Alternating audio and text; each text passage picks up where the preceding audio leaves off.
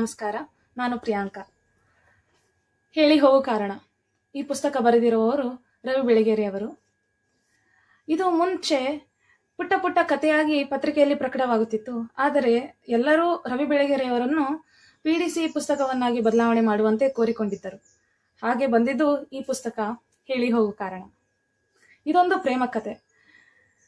ಇದನ್ನ ಸುಮಾರು 339 ಪುಟಗಳಿರುವಂತಹ ಈ ಪುಸ್ತಕವನ್ನ ನಾನು 5 ರಿಂದ 6 ದಿನಗಳಲ್ಲಿ ಮುಗಿಸ್ಬಿಟ್ಟೆ. ಯಾಕಂದ್ರೆ ಹೆಜ್ಜೆಗೂ ಅಷ್ಟು ಕುತೂಹಲವನ್ನ ಉಂಟಾಗ್ತದೆ.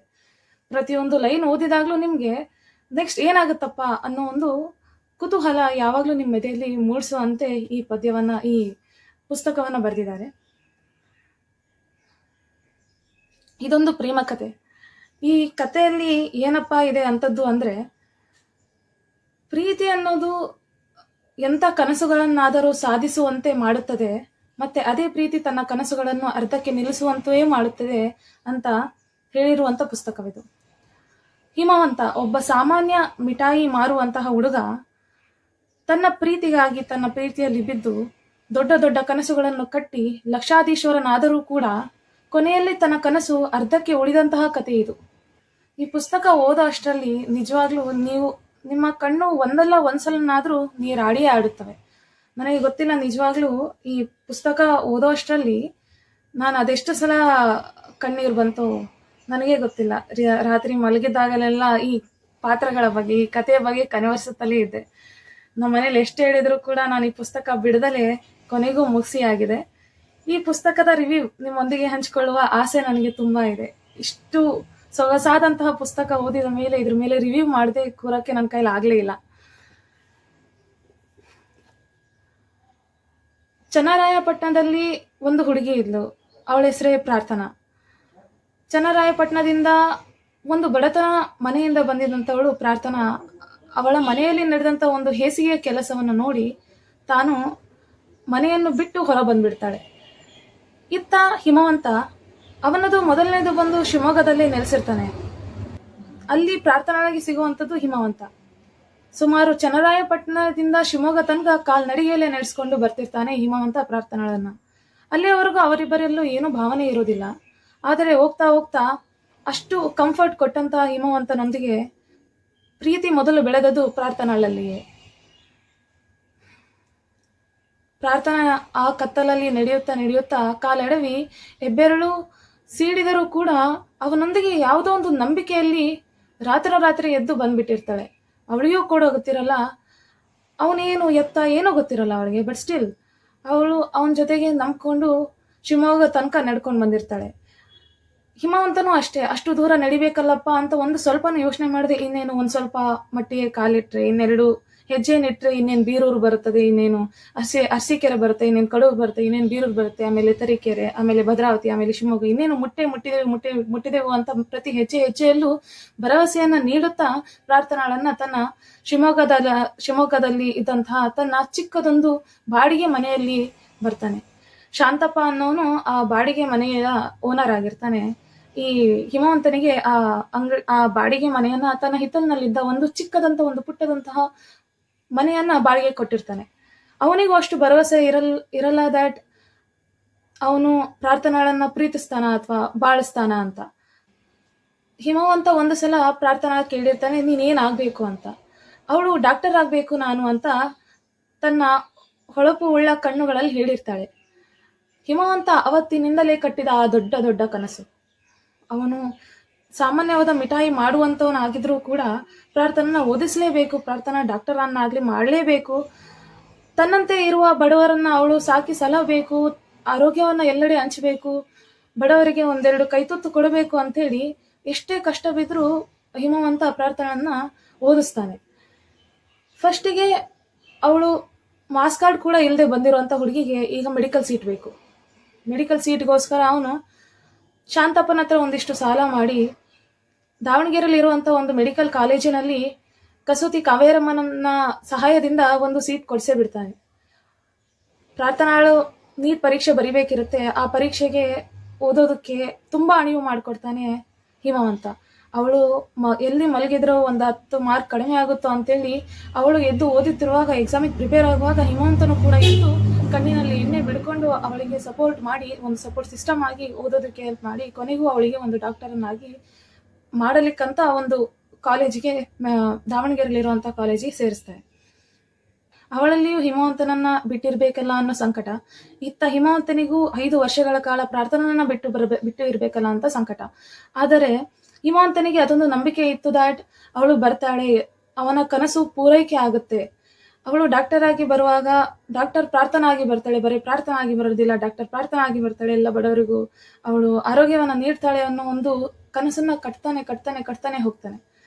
ಅತ್ತ ಪ್ರಾರ್ಥನಾ ಇನ್ನೂ ಹರಿಹರಿಯಾದ ಹುಡುಗಿ, ದಾವಣಗೆರೆಯಲ್ಲಿ ಒಂದು ಹಾಸ್ಟೆಲ್ ಬಿಟ್ಟಿರ್ತಾಳೆ. ಆ ಹಾಸ್ಟೆಲಿನ ಗೆಳತಿ ಜೊತೆಗಾರತಿಯಾಗಿ ಊರ್ಮಿಳಾ ಅನ್ನೋ ಹುಡುಗಿ ಇರ್ತಾಳೆ. ಊರ್ಮಿಳಾ ಮೊದಲು ಸಿಗರೇಟ್ ಸೇದುತ್ತಾ, ಕುಡಿತಾ, ತುಂಬಾ ಕೆಟ್ಟ ಚಟಗಳಿಗೆ ದಾಸಿಯಾಗಿರ್ತಾಳೆ. ಇತ್ತ ಪ್ರಾರ್ಥನಾ ಇನ್ನು ಹುಡುಗಿ ತುಂಬಾ ಇನ್ನೋಸೆಂಟ್ ಆಗಿರ್ತಾಳೆ. ಆಕ್ಚುಲಿ ಇನಿಷಿಯಲಿ ಪ್ರಾರ್ಥನಾ ಇನ್ನು ಚಿಕ್ಕವಳು, ಅಲ್ಲಿ ಇದ್ದಂತಹ ಎಲ್ಲರಿಗಿಂತ ಚಿಕ್ಕವಳು ಇರ್ತಾಳೆ. ಅವಳು ಹರಿಹರಿಯಾದ ಹುಡುಗಿ ವ್ಯಾಮೋಹಕ್ಕೆ ಬಿದ್ದು ದೇಬು ಅಂತಹ ಹುಡುಗನನ್ನ ಪ್ರೀತಿಸಕ್ಕೆ ಶುರು ಮಾಡಿಬಿಡ್ತಾಳೆ. ಅಂತಹ ಬಟರ್ಫ್ಲೈ ಅಂತಹ ಪ್ರೀತಿಯನ್ನ ನೋಡಿ, ಅಂತಹ ಫ್ಯಾನ್ಸಿ ಪ್ರೀತಿಯನ್ನ ನೋಡಿ, ಅಂತ ಮರ್ಸಿಡೀಸ್ ಕಾರನ್ನು ನೋಡಿ ಅವಳು ಮೋಹಿತಕ್ಕೊಳಗಾಗಿ ಇತ್ತ ಹಿಮವಂತನನ್ನು ಮರೆತೇ ಹೋಗುವಷ್ಟು ಪ್ರೀತಿಸಕ್ಕೆ ಶುರು ಮಾಡಿರ್ತಾಳೆ ದೇಬುವನನ್ನು. ಸೊ ದೇಬುವಿನ ಪೂರ್ತಿ ಹೆಸರು ದೇವಶಿಶು ಚಂದ್ರನಾಥ ಬಂಡೋಪಾಧ್ಯಾಯ. ಅವನು ತುಂಬಾ ಶ್ರೀಮಂತ. ಹುಡುಗಿಯರ ಚಟ ಇರುತ್ತೆ, ಕುಡಿತದ ಚಟ ಇರುತ್ತೆ, ಸಿಗರೇಟ್ ಚಟ ಇರುತ್ತೆ. ಅದೆಲ್ಲವನ್ನು ಮೀರಿ ಪ್ರಾರ್ಥನಾ ಅವನನ್ನ ಪ್ರೀತಿಸಕ್ಕೆ ಶುರು ಮಾಡಿಬಿಟ್ಟಿರ್ತಾಳೆ. ಅದು ಹಿಮವಂತನೊಂದಿಗೆ ಆಗಿದ ಮೊದಲ ಪ್ರೀತಿ ಪ್ರಾರ್ಥನಾಳದ್ದು. ಆದರೆ ಹಿಮವಂತ ಎಷ್ಟು ನಿಗ್ರಹಿಸಿರುವಂತಹ ವ್ಯಕ್ತಿತ್ವ ಅಂದ್ರೆ ಅವನನ್ನ ಯಾರು ಅಲುಗಾಡಿಸಕ್ ಸಾಧ್ಯವೇ ಇರಲಿಲ್ಲ. ಅವನು ತಾನಾಗೆ ಬಯಸಿ ಬಂದರೂ ಕೂಡ ತುಂಬಾ ದೂರ ನಿಂತು ಎಲ್ಲಿ ಕನಸು ಅರ್ಧಕ್ಕೆ ನಿಲ್ಲುತ್ತದೆ ಅನ್ನೋ ಭಯದಿಂದ ಆಕೆಯನ್ನು ದೂರವೇ ಇಟ್ಟಿರ್ತಾನೆ ಹಿಮವಂತ. ಅವನಿಗೆ ಒಂದೇ ಒಂದು ನೆರವೇರಬೇಕಿತ್ತು, ಅದು ಏನಂದ್ರೆ ತನ್ನ ಕನಸು ಪೂರ್ತಿ ಆಗ್ಬೇಕಿತ್ತು. ಹಂಗಾಗಿ ಅವನು ಪ್ರತಿ ದಿನ ಪ್ರತಿ ನಿಮಿಷ ಅವಳಿಗಾಗಿ ದುಡಿತಿರ್ತಾನೆ. ಎಲ್ಲಿ ದಿನಕ್ಕೆ 2 ಹೊತ್ತು ತಿಂದ್ರೆ ಪ್ರಾರ್ಥನಾ ಹಾಸ್ಟೆಲ್ಗೆ ಅಥವಾ ಮೆಸ್ಸಿಗೆ ಖರ್ಚು ಕಡಿಮೆ ಆಗ್ಬಿಡುತ್ತದೋ, ಎಲ್ಲಿ ಫೀಸ್ ಕಡಿಮೆ ಆಗ್ಬಿಡುತ್ತೋ ಅಂತ ಹೇಳಿ ತಾನು ದಿನಕ್ಕೆ ಒಂದೇ ಒಂದು ಹೊತ್ತು ಊಟ ತಿಂದು ಅವಳನ್ನ ಸಾಕ್ತಾ ಇರ್ತಾನೆ, ಅವಳಿಗೆ ದುಡ್ಡು ಕಳಿಸ್ತಾ ಇರ್ತಾನೆ. ಒಂದು ಸ್ವಲ್ಪನೂ ಕೊರತೆ ಬರೋ ಹಂಗೆ ನೋಡ್ಕೊಂಡಿರಲ್ಲ. ಆದ್ರೆ ಅತ್ತ ಅವಳು ಎಲ್ಲಾ ಕೆಟ್ಟ ಚಟಗಳಿಗೆ ದಾಸಿಯಾಗಿ ಅವಳು ಕುಡಿಯೋಕ್ಕೂ ಸ್ಟಾರ್ಟ್ ಮಾಡ್ಬಿಟ್ಟಿರ್ತಾಳೆ, ದೇಬು ಜೊತೆಗೆ ತಿರ್ಗಕ್ ಸ್ಟಾರ್ಟ್ ಮಾಡ್ಬಿಟ್ಟಿರ್ತಾಳೆ. ಒಂದು ಸಲ ಪ್ರಾರ್ಥನಾ, ಊರ್ಮಿಳೆ ಮತ್ತೆ ದೇಬು 3 ಜನನು ಒಂದು ಸಲ ಶಿವಮೊಗ್ಗಕ್ಕೆ ಬಂದಿರ್ತಾರೆ. ಅಲ್ಲಿ ಪ್ರಾರ್ಥನಾ ಹಿಮವಂತನ ಕಾಲನ್ನು ಸ್ಪರ್ಶ ಮಾಡಿ ಹಣೆಗತ್ತಿಕೊಂಡು ನಮಸ್ಕಾರ ಮಾಡೋದನ್ನ ನೋಡಿ ದೇವಶಿಶು ದಿಗ್ಭ್ರಾಂತನಾಗಿರ್ತಾನೆ. ಅಂತ ಒಂದು ಪ್ರೀತಿ ಈಗಲೂ ನಿಜಕ್ಕೂ ಇದೆಯಾ ಅಂತ ಹೇಳಿ ಅಂತ ಪ್ರೀತಿ ತನ್ನಾಗಿಸ್ಕೊಳ್ಳಬೇಕು ಅನ್ನೋದಕ್ಕೋಸ್ಕರ ಪ್ರಾರ್ಥನಾ ತನಗೆ ಬಲೆಗೆ ಬೀಳಿಸ್ಕೊಂಡಿರ್ತಾನೆ ಮೊದಲು. ಆದರೆ ಹೋಗ್ತಾ ಹೋಗ್ತಾ ಅವಳ ಪ್ರೀತಿ ಅವನನ್ನು ಕಟ್ಟಿ ಹಾಕ್ಬಿಡುತ್ತೆ, ಅವನ ಎಲ್ಲ ದುರ್ಚಟಗಳನ್ನು ಬಿಡೋ ಹಾಗೆ ಮಾಡುತ್ತೆ. ಇತ್ತ ಊರ್ಮಿಳೆಗೂ ಏನೋ ಒಂಥರ ಹಿಮವಂತನ ಮೊದಲು ಊರ್ಮಿಳೆಗೂ ಕೂಡ ಒಂದು ಪ್ರೀತಿಯ ಮೋಸ ಆಗಿರುತ್ತೆ. ಆದರೆ ಹಿಮವಂತನ ನೋಡಿದ್ಮೇಲೆ ಅವಳಿಗೆ ಏನೋ ಒಂದು ದೇವರಂತೆ ಅನ್ನಿಸ್ಬಿಟ್ಟಿರ್ತಾನೆ. ಮೊದಲಿಗೆ ಪ್ರಾರ್ಥನಾ ಕೂಡ ಹಿಮವಂತನನ್ನ ದೇವರು ಅಂತ ಹೇಳಿ ಒಂದು ಸ್ವಲ್ಪನೂ ಹಿಮವಂತನಿಗೆ ಒಂದು ಸ್ವಲ್ಪನೂ ಅನುಮಾನ ಬರಬಾರ್ದು. ಅನುಮಾನ ಬಂದ್ಬಿಟ್ರೆ ದೇವರಿಗೆ ಯಾರಾದ್ರೂ ಮೋಸ ಮಾಡ್ತಾರ, ದೇವರಿಗೆ ಯಾರಾದ್ರೂ ವಂಚನೆ ಮಾಡ್ತಾರ ಅಂತ ಹೇಳಿ ತಾನು ಲೆಟರಲ್ಲಿ ಬರೆದು ಪ್ರತಿಯೊಂದಕ್ಕೂ ತನ್ನ ಸಹಿ ಹಾಕಿ ಗಳಿಸಿರ್ತಾಳೆ. ಅದನ್ನೇ ನಂಬಿಕೊಂಡಿದ್ದ ಹಿಮವಂತ ತನ್ನ ಕನಸನ್ನು ಕಟ್ಟುತ್ತಲೇ ಇದ್ದ. ಆದರೆ ಒಂದು ದಿನ ತನ್ನ ಪ್ರೀತಿ ಅತಿರೇಕಕ್ಕೆ ಹೋಗಿ ದೇಬುವಿನನ್ನ ನಿಶ್ಚಿತಾರ್ಥದವರೆಗೂ ಹೋಗಿರ್ತಾಳೆ ಪ್ರಾರ್ಥನಾ. ಕೊನೆಗೆ ನಿಶ್ಚಿತಾರ್ಥವೂ ಆಗುತ್ತೆ. ನಿಶ್ಚಿತಾರ್ಥ ಆದ ಮೇಲೆ ಹಿಮವಂತನಿಗೆ ಅದೆಲ್ಲ ವಿಷಯ ತಿಳಿಸ್ಬಿಡ್ಬೇಕು, ಇನ್ನಿಂದು ನನ್ನ ಕೈಯಲ್ಲಿ ಆಗಲ್ಲ ಅಂತ ಹೇಳಿ ಪ್ರಾರ್ಥನಾ ಹಿಮವಂತನ ಹತ್ರ ಬಂದ್ಬಿಡ್ತಾಳೆ. ಬಂದ್ಬಿಟ್ಟು ಒಂದೇ ಸಮನೆ ಹೇಳ್ಬಿಡ್ತಾಳೆ ದಟ್ ಅವಳು ನಾನು ಬೇರೆ ಕಡೆ ಮದುವೆ ಆಗ್ತಾ ಇದ್ದೀನಿ ಹಿಮು ಅಂತ ಹೇಳಿ. ಹಿಮವಂತನಿಗೆ ಅವತ್ತೇ ಆಕಾಶ ಬಿದ್ದಂತಾಗುತ್ತದೆ. ಹಿಮವಂತ ತನ್ನ ಪ್ರೀತಿಯನ್ನಷ್ಟೇ ಕಟ್ಟಿಕೊಂಡಿರಲಿಲ್ಲ, ಅವನು ಕನಸುಗಳನ್ನ ಕಟ್ಟಿಕೊಂಡಿದ್ದ. ಈ ಬುಕ್ಕಿನಲ್ಲಿ ನನಗೆ ಅದೇ ತುಂಬಾ ಇಷ್ಟ ಆಗಿತ್ತು. ಏನಂದ್ರೆ ಪ್ರೀತಿ ಅಂದರೆ ಬರೀ ಪ್ರೀತಿ ಅಲ್ಲ, ಅದೊಂದು ಕನಸು. ಕನಸಂದ್ರೆ ಬರೀ ಒಬ್ಬ ವ್ಯಕ್ತಿಯಿಂದ ಸಾಧಿಸುವಂತ ಕನಸಲ್ಲ, ಅದು ಇಬ್ಬರಿಂದ ಸಂಗಾತಿಗಳಿಂದ ನೆರವೇರಿಸುವಂತಹ ಕನಸು. ಅದು ಕನಸನ್ನು ಹಂಚಿಕೊಳ್ಳುವ ಬದುಕುವಂತಹ ಪ್ರೀತಿ ಹಿಮವಂತನದಾಗಿರುತ್ತದೆ. ಅಂತ ಕನಸನ್ನ ಹಿಮವಂತ ಕಟ್ಟಿ ಪ್ರಾರ್ಥನೆಗೋಸ್ಕರ ಪ್ರಾರ್ಥನಾ ಲೇಔಟ್, ಪ್ರಾರ್ಥನಾ ಹಾಸ್ಪಿಟಲ್, ಪ್ರಾರ್ಥನಾ ಹಾಸ್ಟೆಲ್, ಪ್ರಾರ್ಥನಾಗೊಂದು ಕಲ್ಲಿನ ಮನೆ, ಹೀಗೆ ಪ್ರತಿಯೊಂದು ಉಸಿರು ಪ್ರಾರ್ಥನಾ ಆಗಿರ್ತಾಳೆ. ಒಂದು ತುತ್ತು ತಿಂದರೂ ಅದು ಪ್ರಾರ್ಥನೆಗೋಸ್ಕರ, ಒಂದು ಏನಾದರೂ ಅಡುಗೆ ಮಾಡಿದ್ರು ಅದು ಪ್ರಾರ್ಥನಾಗೆ ಇಷ್ಟವಾಗ್ತಿತ್ತಲ್ವಾ ಅಂತ ನೆನೆಸ್ಕೊಂಡು ಪ್ರತಿಯೊಂದು ಉಸಿರಲ್ಲೂ ಪ್ರಾರ್ಥನಾ ಇದ್ಲು. ಒಂದು ಗಿಡ ನೆಟ್ಟಿದ್ರು ಆ ಗಿಡ ದೊಡ್ಡದಾಗಿ ಮುಂದೆ ಮರ ಆಗಿ ಪ್ರಾರ್ಥನೆಗೆ ಹಾಡೋದಕ್ಕೆ ಅಥವಾ ಆಡೋದಕ್ಕೆ ಸಹಾಯವಾಗುತ್ತದೆ ಅನ್ನೋ ಒಂದು ಕಾರಣಕ್ಕೋಸ್ಕರನೇ ಪ್ರತಿಯೊಂದನ್ನು ಮಾಡ್ತಾ ಬಂದಿರ್ತಾನೆ ಹಿಮವಂತ. ಆದರೆ ಅತ್ತ ಹರಿಹರಿಯಾದ ಹುಡುಗಿ ಪ್ರಾರ್ಥನಾ ದೇವು ನಂದಿಗೆ ಎಲ್ಲವನ್ನು ಹಂಚಿಕೊಂಡು ಕೊನೆಗೆ ನಿಶ್ಚಿತಾರ್ಥವನ್ನು ಆಗಿ ನಿಂತು ಹೇಳುವಾಗ ಹಿಮವಂತನ ಕನಸು ಅಲ್ಲಿಯೇ ಮುರಿದಂತಾಗಿರುತ್ತದೆ. ಹಿಮವಂತ ಅಲ್ಲೇ ಸ್ತಬ್ಧವಾಗಿರ್ತಾನೆ. ಅಂದು ರಾತ್ರಿ ಬಂದು ಗಾಡಿಕೊಪ್ಪದ ಹುಲ್ಲಿನ ಮನೆಯಲ್ಲಿ ಕುಳಿತು ಅವನ್ನೆಲ್ಲ ಹೇಳುವಾಗ ಹಿಮವಂತನ ಕಣ್ಣು ತನಗೆ ಗೊತ್ತಿಲ್ಲದೆ ನೀರಾಡಿ ಹೋಗಿದ್ದವು. ಕೊನೆಗೆ ಆ ಸಮಯದಲ್ಲಿ ಅಂತ ಅರ್ಧ ರಾತ್ರಿಯಲ್ಲಿ ಪ್ರಾರ್ಥನೆಯೊಬ್ಬನೇ ಹೇಗೆ ಬಿಟ್ಟಿರೋದು ಅಂತ ದೇವು ಕೂಡ ಆ ಗಾಡಿಕೊಪ್ಪಕ್ಕೆ ಬಂದು ಅವಳನ್ನ ಕರ್ಕೊಂಡು ಮಾರದಿನ ಹೋಗ್ಬಿಟ್ಟಿರ್ತಾನೆ. ಆದರೆ ದೇವು ಮಾತ್ರ ಏನೂ ನಡೆದೇ ಇಲ್ಲ ಅನ್ನುವಂಥ ಗಟ್ಟಿ ಮನಸ್ಥಿತಿಯಲ್ಲಿ ಇರೋನು ಅವರ ಕಾರನ್ನು ತೊಳೆದು ಅವರಿಗೆ ಊಟವನ್ನು ಬಡಿಸಿ ಏನೂ ನಡೆದೇ ಇಲ್ಲ ಅನ್ನೋ ರೀತಿ ವಾಪಸ್ ಕಳಿಸಿರ್ತಾನೆ. ಆದರೆ ಹಿಮವಂತನ ಕನಸು ಅಲ್ಲೇ ಮುರಿದೋಗಿರುತ್ತದೆ. ಆದರೆ ಅವನು ಹುಡುಕ್ತಾನೆ, ಅವನಿಗೋಸ್ಕರ ಯಾರೂ ಇರೋದಿಲ್ಲ, ಪ್ರಾರ್ಥನೆ ಒಬ್ಬಳೇ ಇರ್ತಾರೆ, ಪ್ರತಿ ಉಸಿರಲ್ಲೂ ಪ್ರಾರ್ಥನೆ ಇರ್ತಾರೆ. ಕೊನೆಗೆ ಹಂಗಾಯ್ತು ಅಂತ ಗೊತ್ತಾದ್ಮೇಲೆ ಹೋದ್ಮೇಲೆ ಹಿಮವಂತನ ಹುಡುಕೊಂಡು ಓಡೋಡಿ ಬಂದು ಹಿಮವಂತನಿಗೋಸ್ಕರ ಹಿಮವಂತನ ಸರಿ ಮಾಡೋಕೆ ಅವನನ್ನ ಅವುಗಳಿಂದ ಹೊರಗೆ ತರೋಕೆ ತುಂಬಾ ಪ್ರಯತ್ನ ಪಡ್ತಾಳೆ. ಕೊನೆಗೆ ಏನಾಗುತ್ತಂದ್ರೆ ಹಿಮವಂತನ ತಂದೆ ಬಂದು ಒಬ್ಬ ಮಾಟ ಮಾಡುವ ಹಿರಣ್ಣಯ್ಯ ಅಂತ ಇರ್ತಾನೆ, ಹಿರಣ್ಣಪ್ಪ. ಸೊ ಅವರಪ್ಪಂದು ಒಂದು ಮಾಟ ಮಾಡ್ತಿರ್ತಾನೆ. ಆಕ್ಚುಲಿ ಆ ವಿದ್ಯೆಗಳು ಗೊತ್ತಿಲ್ಲದೇನೋ ಹಿಮವಂತನಿಗೂ ಬಂದ್ಬಿಟ್ಟಿರುತ್ತೆ. ಕೊನೆಗೆ ಅವನು ಏನ್ ಮಾಡ್ತಾನೆ ಅಂದ್ರೆ ಹಿಮವಂತ ಆ ಪ್ರೀತಿ ಎಲ್ಲ ದ್ವೇಷವಾಗಿ ಕನ್ವರ್ಟ್ ಆಗ್ಬಿಟ್ಟಿರುತ್ತೆ. ಅದು ಅವನಿಗೂ ಗೊತ್ತಿರಲ್ಲ. ತನ್ನಲ್ಲಿರುವ ದೈವಿಕತೆ ಸತ್ತು ಒಬ್ಬ ರಾಕ್ಷಸ ಉಟ್ಕೊಂಡಿರ್ತಾನೆ ಹಿಮವಂತನಲ್ಲಿ. ಅವನು ಹೀಗೆ ಒಂದು ಸಲ ಪ್ರಾರ್ಥನೆಗೆ ಒಬ್ಬ ಕೆಟ್ಟ ಕಣ್ಣು ಆರಿಸಿದ್ದ ಅಥವಾ ಅವಳನ್ನ ಕೆಟ್ಟ ರೀತಿಯಲ್ಲಿ ನಡೆಸ್ಕೊಂಡಿದ್ದ ಅಂತ ಹೇಳಿ ಅವನನ್ನ ಮಾಟ ಮಾಡಿಬಿಟ್ಟು ಸಾಯಿಸಿ ಬಿಟ್ಟಿರ್ತಾನೆ. ಅದೇ ರೀತಿ ದೇವುವಿಗೂ ಮಾಡಬೇಕು ಅಂತ ಹೇಳಿ ಅವನು ನರಳಾಡುವಷ್ಟು ಮಾಟ ಮಾಡಿರ್ತಾನೆ. ಆದರೆ ಕೊನೆಗೆ ತನ್ನ ಪ್ರಾರ್ಥನಾ ಆಡಿದ ಒಂದೇ ಒಂದು ಮಾತು, ಹಿಮು ಹೇಗಿದ್ದೀಯಾ ಅಂತ ಒಂದು ಕರೆಯಲ್ಲಿ ಕೇಳಿದ ಮಾತನ್ನ ಕೇಳಿ ಹಿಮವಂತ ಅವನ್ನೆಲ್ಲವನ್ನು ಬಿಟ್ಟು ಇನ್ನೂ ಈ ದ್ವೇಷದಲ್ಲಿ ನಾನು ಬದುಕಿರಲಾರೆ, ಕನಸು ಉರುಳಿದರೆ ಮತ್ತೊಂದು ಕನಸು ಕಟ್ಟಬಹುದು, ಆದರೆ ಈ ದ್ವೇಷದಲ್ಲಿ ನನಗೆ ಬದುಕಲಾಗುತ್ತಿಲ್ಲ. ತಾನು ಕನಸಿನಲ್ಲಿದ್ದಾಗ ಒಂದು ದಿನನೂ ಅವನಿಗೆ ಸುಸ್ತಾಗಿರ್ಲಿಲ್ಲ. ಕನಸು ಕಟ್ಟುತ್ತಾ ಅವನು ಬೆಳೆಯುತ್ತಾನೇ ಇದ್ದ, ಅಷ್ಟು ಲಕ್ಷಾಧೀಶ್ವರನಾದ. ಆದರೆ ಒಂದು ಸಲ ಈ ಹಗೆಗಂತ ಬಿದ್ದು, ಈ ದ್ವೇಷಕ್ಕಂತ ಬಿದ್ದು ತುಂಬಾ ಚಿಂತೆಗೊಳಗಾಗ್ಬಿಟ್ಟಿದ್ದ, ತುಂಬಾ ವೀಕ್ ಆಗ್ಬಿಟ್ಟಿದ್ದ, ಅವನ ಕೈಲಿ ಆಗ್ತಿರ್ಲಿಲ್ಲ. ಹಂಗಾಗಿ ಕೊನೆಗೆ ಆ ಮಾಟನ ವಾಪಸ್ ತಗೊಂಡು ಅದನ್ನ ಮಾಟನ ವಾಪಸ್ ಮಾಡಿಬಿಟ್ಟು ದೇವವನ್ನ ಬದುಕಿಸಿ ಕೊನೆಗೆ ಪ್ರಾರ್ಥನಾ ಕೈಲಿಟ್ಟು ತನ್ನ ಕನಸುಗಳು ತನ್ನ ಅರ್ಧಕ್ಕೇನು ನಿಂತಿತ್ತಲ್ಲ ಆ ಪ್ರಾರ್ಥನಾ ಅನ್ನೋ ಹಾಸ್ಟೆಲು, ಪ್ರಾರ್ಥನಾ ಲೇಔಟು, ಇವನ್ ದಟ್ ಕಲ್ಲಿನ ಮನೆ ಆಗಿರ್ಬೋದು, ಅವನ ಮನೆ, ಆಮೇಲೆ ಅದೊಂದು ಕಾರ್ ತಗೊಂತಾನೆ. ಕೊನೆಗೊಂದು ಆ ಕಾರು ಕೂಡ ಅವಳ ಹೆಸರಲ್ಲೇ ಇತ್ತು. ಕೊನೆಗೆ ಅಲ್ಲೊಂದು ಹಿಂದೆ ಅವನ ಮನೆಯಲ್ಲೇ ಹಿಂದೆಯಲ್ಲಿದ್ದ ಒಂದು ಹಸು, ಅದ್ರ ಹೆಸರು ಕೂಡ ಪ್ರಾರ್ಥನಾ ಅಂತ ಇರುತ್ತೆ.